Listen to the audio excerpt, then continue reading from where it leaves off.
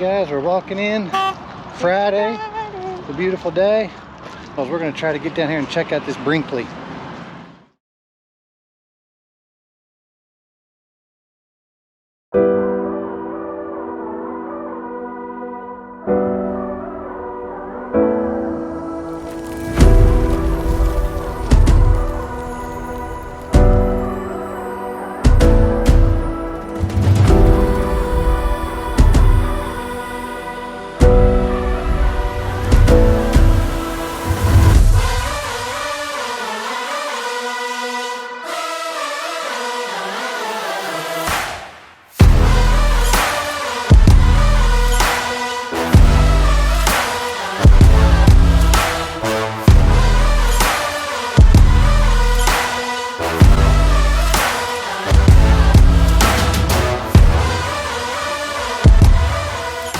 What's the weight on this? 16.6 for dry weight.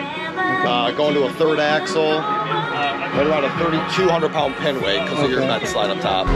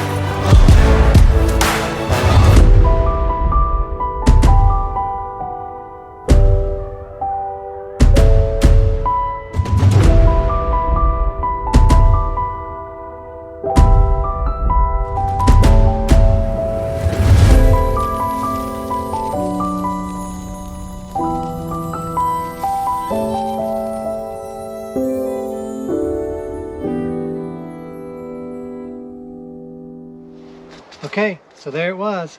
That was the Brinkley. That was the talk of the show. It really was. For one to see.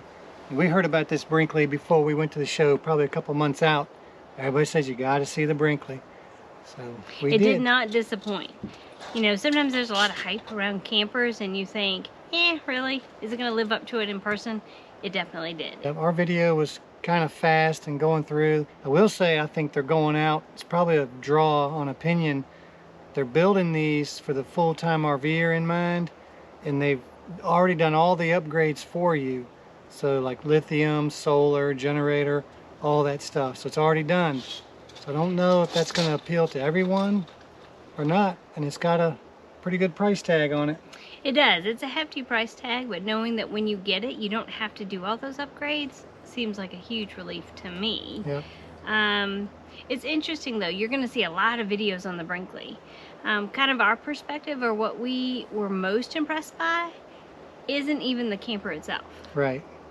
We had a long talk with one of the owners, Nate, and you know, we've had a rough go of things with our camper this last year. Thankfully it all worked out good in the end, and we do love it.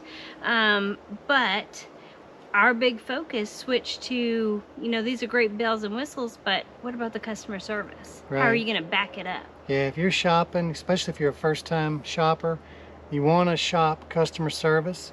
Find the type of rig you want, and then find the company that has 5-star customer service. The dealer's just going to sell you the rig. The dealers really don't care. They'll sell you the rig, and then when you come back to them, you're going to get every excuse under the book why they can't get you in.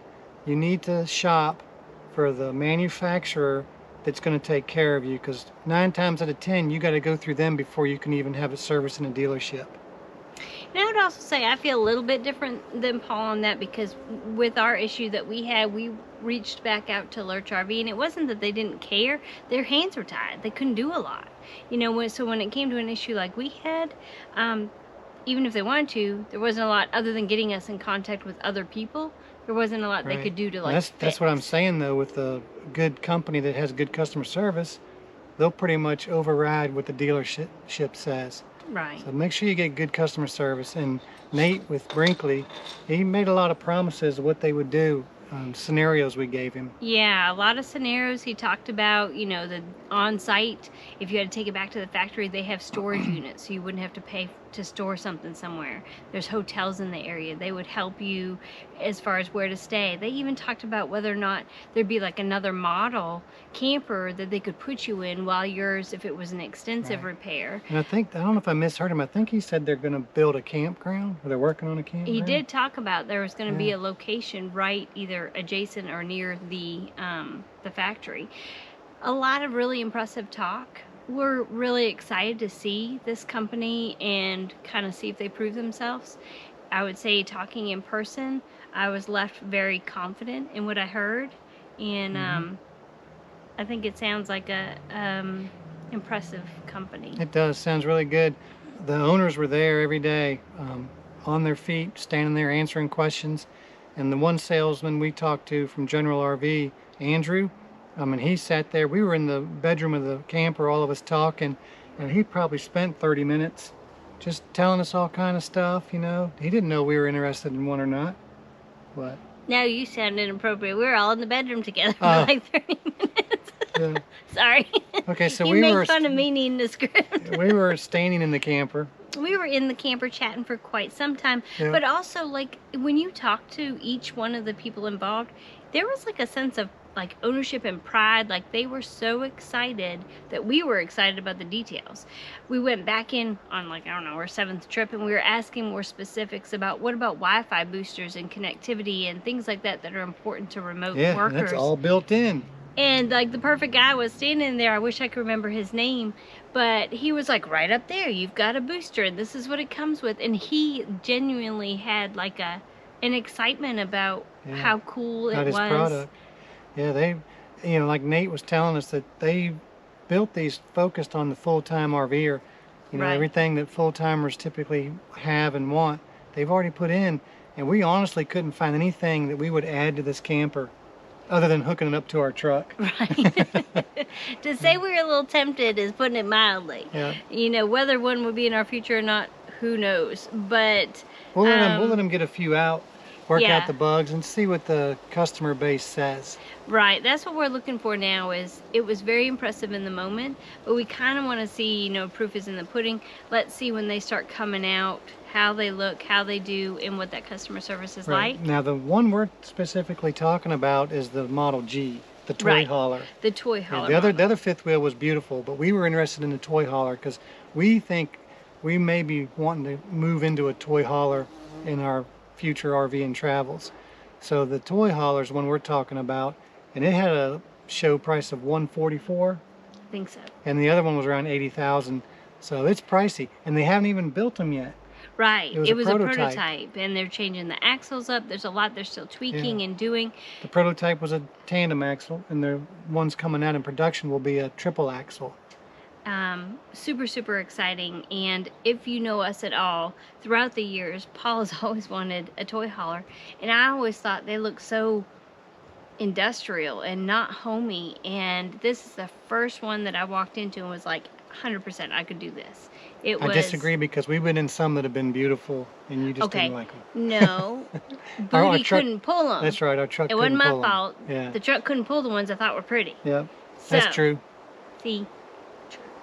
Anyway, it was a beautiful rig, and I love the fact that we were impressed with the rig, but equally impressed with talking to the owners of the company. They're very invested, and I would 100% feel confident if I had an issue going right back to Nate and being like, remember when you told me that at Tampa?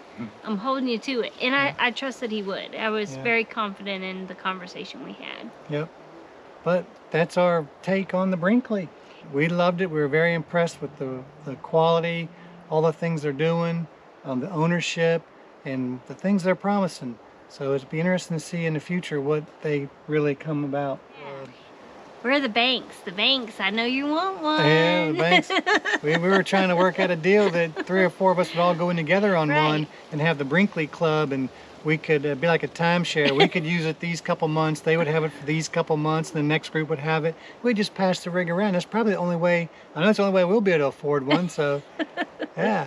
But if you're looking for a very homey, cozy, awesome toy hauler, check out the Brinkley. We were impressed. Yep. So we're winding up our time here in Florida. It's a beautiful 80-degree day here. We're in the Panhandle doing a little work camping for 5 or 6 weeks before we head back up to Tennessee, where I'll start another work camping gig with Dollywood. Dollywood. Yep. Look out, Dolly. He's coming back. Yep, coming back for that. And then from there, who knows? Who knows? Yep. But we hope you guys enjoyed this video. If you haven't subscribed, please subscribe.